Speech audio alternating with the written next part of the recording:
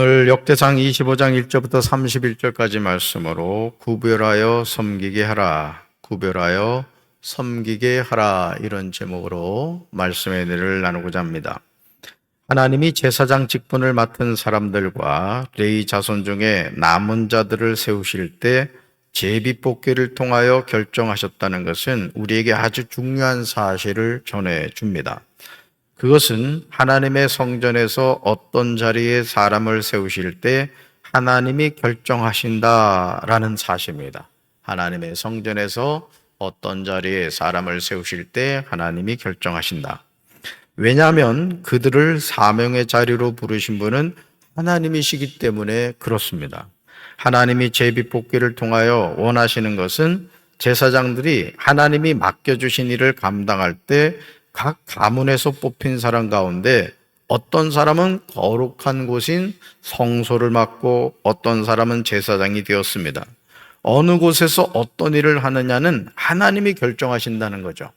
오늘 우리가 신앙생활 하면서 이 하나님의 주권을 인정하게 되면 내가 어느 곳에서 어떤 일을 만난다 할지라도 불평할 필요도 없고 원망할 필요도 없는 거예요. 하나님이 나를 이렇게 쓰시기 원하는가, 우리가 그걸 깨닫기 때문에 그렇습니다.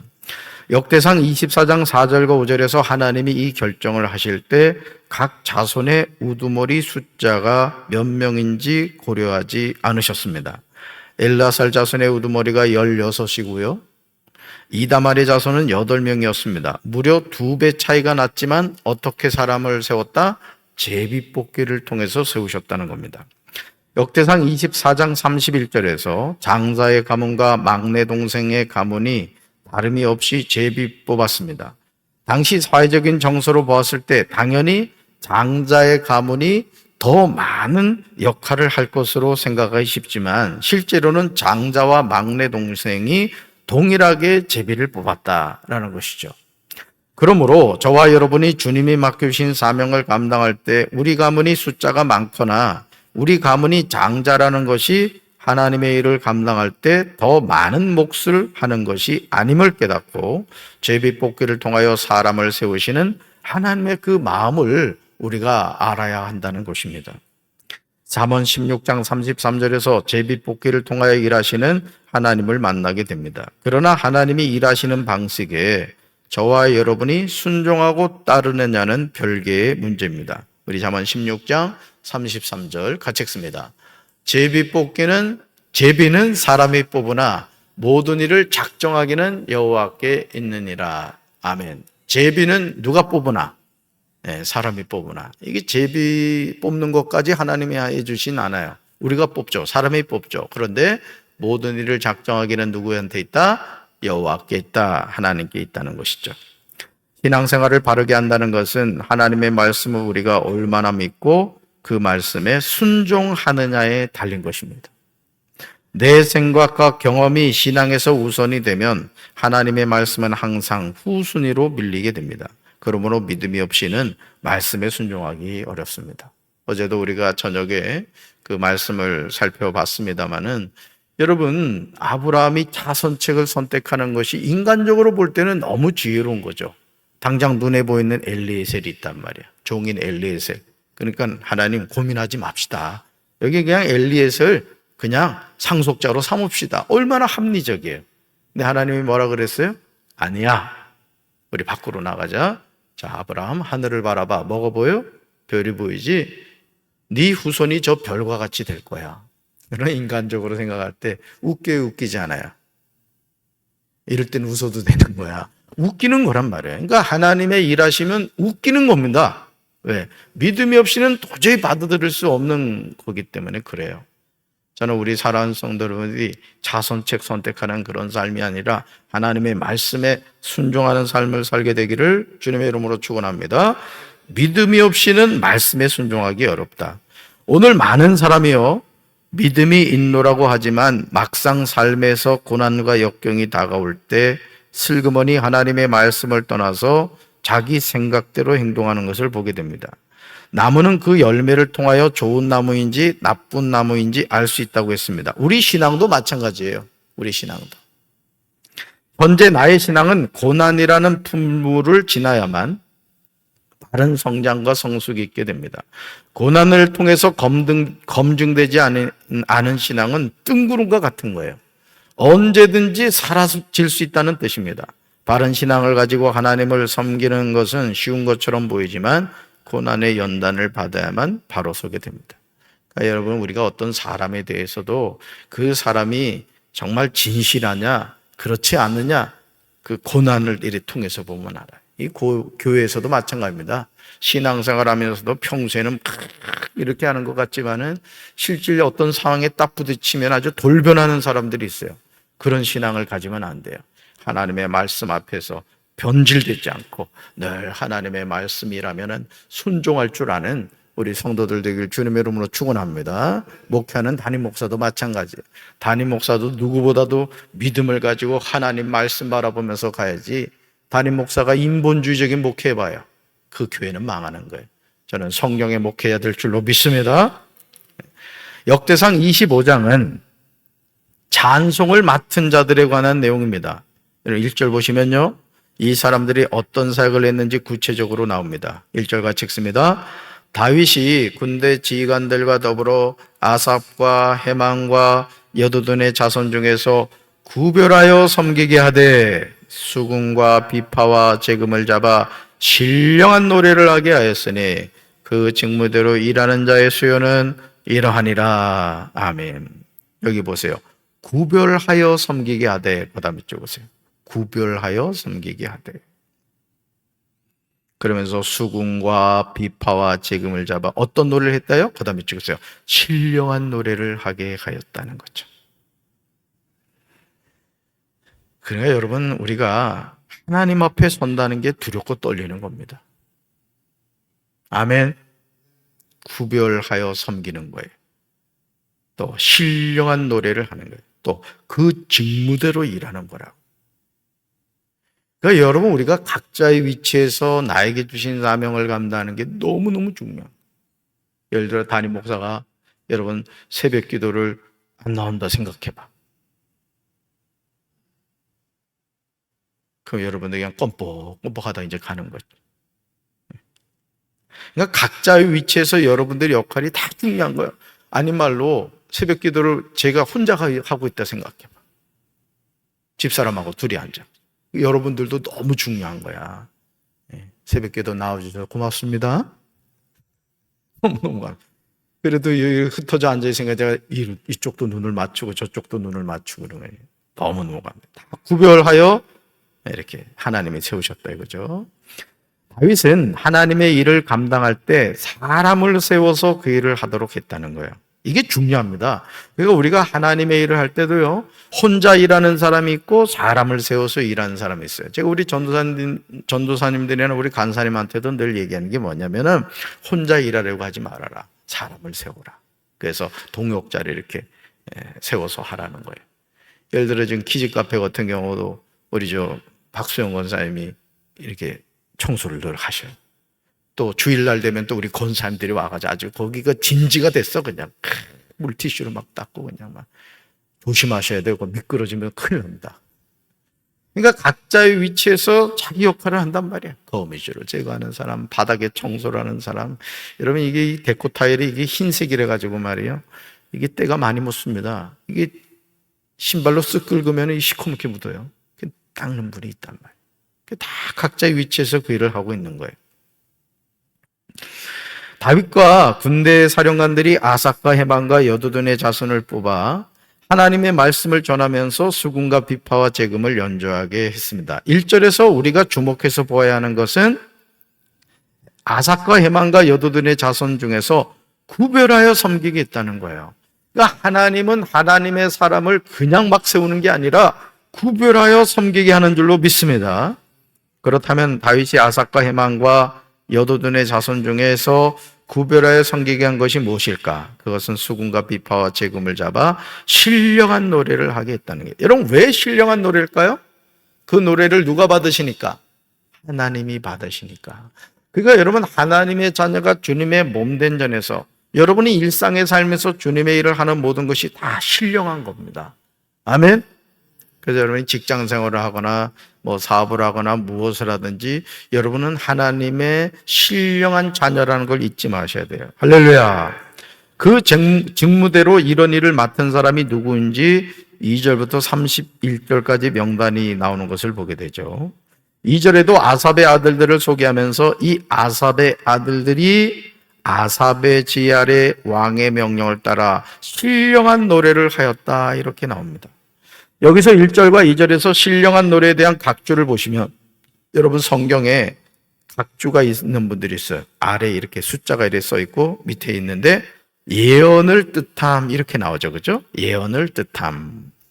신령한 노래에 해당하는 히브리어 하니 베임은 예언하다, 대변하다 이런 뜻의 동사 나바에서 파생한 용어입니다. 이 동사의 의미는 부글부글 넘치다, 끓어오르다는 뜻으로 선지자나 시인 또는 악사가 하나님의 영감을 받아 감동된 말씀을 쏟아내는 것을 나타냅니다.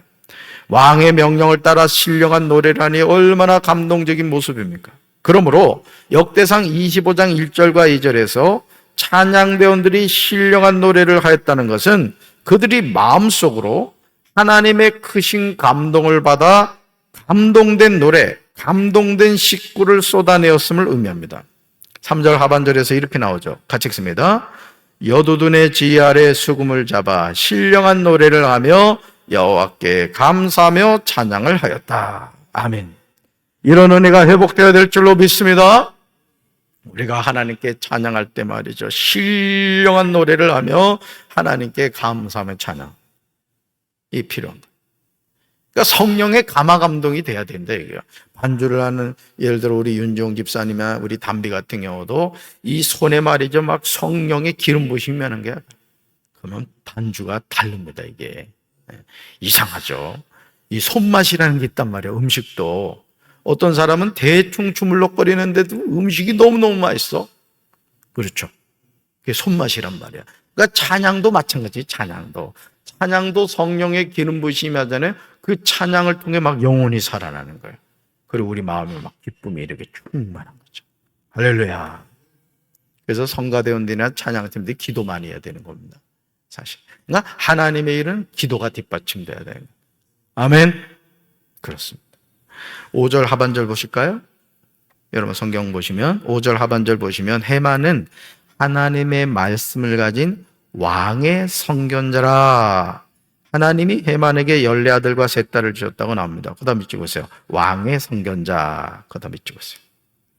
여기서 왕의 선견자라는 것은 하나님과 왕 사이에 하나님의 뜻을 왕에게 전달해 주는 자를 가리킵니다.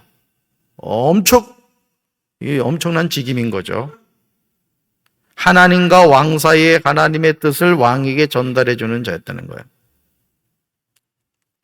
그러니까 이 해만이라는 사람이 그냥 그렇고 그런 사람이 아니었던 거예요. 성령의 감화 감동을 통해서 하나님의 뜻을 왕에게 전해주는 일을 한 거예요.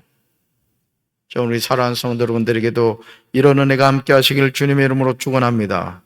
따라합시다. 왕의 선견자가 됩시다. 왕의 선견자가 됩시다. 아멘. 얼마나 영광스러운 직분입니까? 하나님의 말씀을 가진 왕의 선견자가 된다는 것은 감사한 일이죠. 선견자에 해당하는 히브리어 호재는 환상을 본 자라는 의미예요. 그러니까 찬양을 하는 가운데 하나님의 영안이 열리면서 하나님의 환상을 보게 됐다는 거예요. 저는 우리 교회가 이런 교회가 되어야 될 줄로 믿습니다. 찬양하는 가운데 하늘문이 쭉 열리고 성령이 임하시고 말이죠. 막 예언이 터지고 막 방언이 터지고 말이죠. 하나님의 막 역사가 나타나는 교회 그냥. 그런 교회가 돼야 돼. 공동묘지가 되면 안 된다고요. 화석과 같은 교회가 되면 안 돼요. 성령이 막 임하셔가지고 막 그냥 성령 춤도 추고 말이죠. 막 입신도 들어가고. 우째 아멘이 없어. 잠이 들게가지고. 교회가 막 그냥 역사하셔야 돼. 막 성령 역사에. 그냥. 성전 그냥 주차장 밟는 순간부터 막 그냥 거기서 그렇다고 또 입신 들어가면 안 돼. 어버날로라면 힘든다. 말씀을 준비하면서 제가 주목해서 보게 된 표현이 있어요. 2절 보세요. 2절. 그 다음 밑줄 그으세요. 왕의 명령을 따라. 그 다음 밑줄 그으세요. 2절에서. 자, 6절로 갑니다. 6절. 밑줄 그으세요. 아삽과 여도둔과 헤만은 왕의 지휘 아래 있었으니. 그 다음 밑줄 그으세요. 아삽과 여도둔과 헤만이 수금과 비파와 재금을 잡아 신령한 노래를 하였지만 그들은 왕의 명령을 따라야만 했다는 거예요. 왕의 지휘 아래 있었습니다. 이것이 영적인 질서입니다. 여러분, 예를 들어 우리 울림 오케스트라 같은 경우도 우리 양재웅 지휘자가 앞에서 쭉 이렇게 지휘를 할 때하고 그 사사시대일 때하고 달라요. 그지? 있어요. 앞에서 지휘자가 이렇게 막 레이저를 쫙쫙 쏘면은 막 긴장하거든요. 그러면 거기에 딱 맞추는데 이게 사사시대가 되잖아? 각자 옳은 대로 연주하다 보면 뭔가 불협화음이 있어. 자동차도 그렇잖아요. 자동차도 운전수가 있어야 되는 거지. 여러분, 운전수 없는 자동차 여러분 탄다 생각해봐. 지금 뭐 과학이 발달해가지고 운전수 없이 그냥 뭐 컴퓨터를 이렇게 다닌다고 하지만은 제가 볼 때 그거 된다고 할지라도 심장 약한 사람은 못할 거야. 여러분, 운전석에 운전수가 없는데 컴퓨터가 막 간다고 생각해봐. 여러분, 컴퓨터가 바이러스 걸릴 수 있거든요. 그래서 아닌 말로 컴퓨터가 바이러스 걸려가지고 열받았어. 근데 모르고 탔어. 어떻게 되겠어? 죽는 거야, 죽는 거. 마찬가지입니다. 우리가 하나님의 일을 함에 있어서 따르다 영적인 질서가 있습니다. 아멘. 그래서 주님의 몸된 교회도 하나님이 세운 담임 목사를 중심으로 장로님과 성도님들이 한마음이 되어서 쫙 같은 방향을 바라보는 거예요. 담임 목사가 여러분 우리가 이 방향으로 갑시다. 아멘 하면은 그 교회는 부흥합니다. 자꾸 뒤에서 딴지 걸고 불평하고 원망하고 그러면 그 교회는 성장할 수가 없어요. 그러니까 여러분, 신앙생활도 그래요. 이 영적 질서를 잘 깨달아야 되는 거예요. 아멘.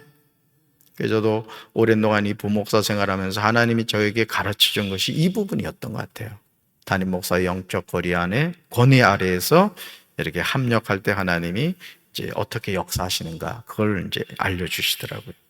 자, 그리고 그들은요 자신에게 주어진 사명을 감당하기 위해서 여호와 찬송하기를 배워 익숙한 자가 되어야 됐다는 거예요. 여러분, 이 성가대도 마찬가지입니다. 성가대도 지휘자가 소프라노, 알토, 테너, 베이스 하면은 예를 들어서 내가 엘토다. 그럼 엘토를 해야 되는 거예요. 근데 갑자기 성령의 감동이라고 소프라노를 해버리면 안 되는 거죠. 그러니까 모든 게 하모니인가 하모니. 조화인 겁니다. 조화. 예를 들어 윤 집사님이 갑자기 막 감동이 임했다고 담임 목사는 지금 막 지금 4분의 4박자로 가는데 4분의 3박자로 막 연주를 해버리면 어떡하게 됐어? 이거 아직 그냥 불협화음이 나는 거예요. 그러니까 여러분, 항상 하나님의 일은 뭐가 있어야 된다? 질서가 있어야 된다는 거죠. 할렐루야. 네. 여호와 찬송하기를 배워 익숙한 자가 돼야 돼. 그래서 예를 들어 악기를 연주하는 사람 같은 경우 이제 울림 오케스트라다. 그러면 내가 그 악기를 열심히 연주해야 되는 거예요. 연주해서 익숙한 자가 돼야 된다라는 것이죠. 또한 큰 자나 작은 자나 스승이나 제자를 막론하고 다 같이 제비 뽑아 직임을 얻었습니다. 이것이 하나님이 정하신 법칙이라는 거죠. 자, 결론 내립니다. 우리가 하나님의 일을 할 때 하나님이 각자의 위치에 세우는 사람이 있다.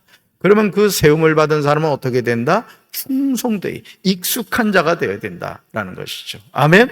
또 한 가지, 영적인 질서를 지키는 신앙생활을 해야 된다. 담임 목사도 누구 아래에서?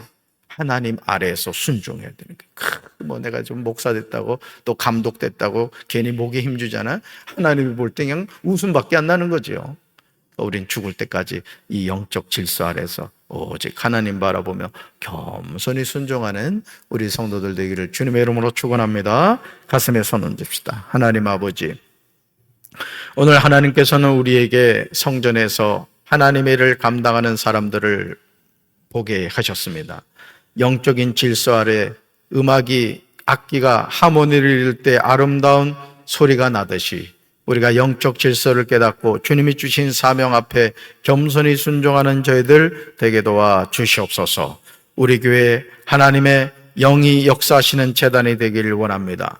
하나님의 신령한 노래가 울려 퍼지는 교회가 되길 원합니다. 주여 축복하여 주시옵소서. 우리가 각자의 위치에서 하나님이 주신 사명을 감당함으로 하나님 우리 교회가 놀라운 붕의 불길이 타오르게 도와주시옵소서. 예수님 이름으로 간절히 축복하며 기도합니다. 아멘.